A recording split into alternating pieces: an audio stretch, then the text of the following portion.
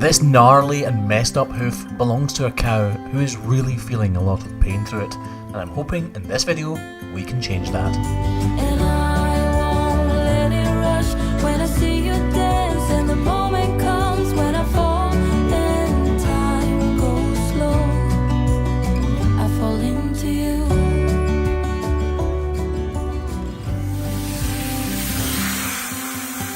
To me, some cows' feet are a thing of beauty. They work functionally to keep the cows as comfortable as possible. Unfortunately though, this does not fall into that category one little bit. You can see the hoof horn is not well formed, and I can actually peel it away with my fingers. Her foot is gnarly, it is not smooth, it's anything but level, and it has a huge gash on that inner claw towards the heel. That is the object of my attention during this trim. From experience, I know that is the source of her pain. You guys at home haven't seen this cow walk, but let me assure you this, she is not walking very well at all.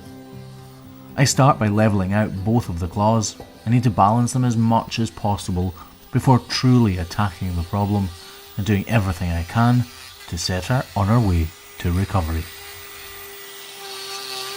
Cows often salivate when they're stressed out, and they don't like being in the crush.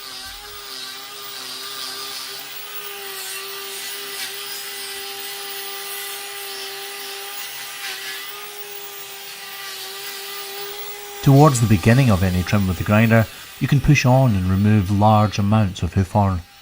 But as the culmination of that trim nears, you need to take small, minute slithers of hoof horn and be as careful as possible. I know she'll need a block, so I've also prepared that outer claw, ready for one. Sore one.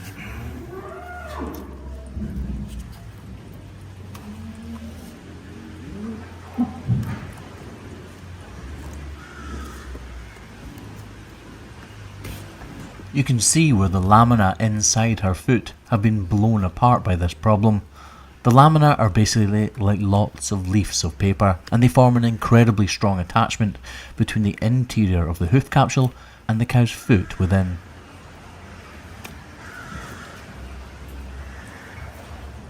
Parts of this hoof horn are incredibly tough, and you need a lot of power to push the knife through it, meaning that delicate work can sometimes be very tricky.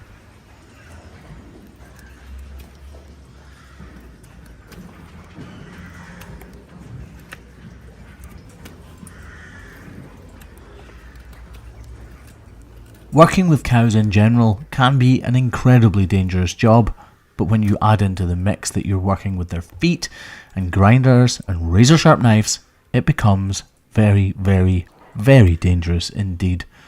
That's why you will never see me with only one hand on the grinder during its use. However, when it comes to the knife, that is not always possible. When it's tricky and I need a lot of power, I generally will try to use two hands. But more often than not, we have to stick to one hand and keep the other out of the way. We're getting close to the end of the trim now, and I have still to attach a block, but I can give her some relief even without a block by reducing the height of this inside heel.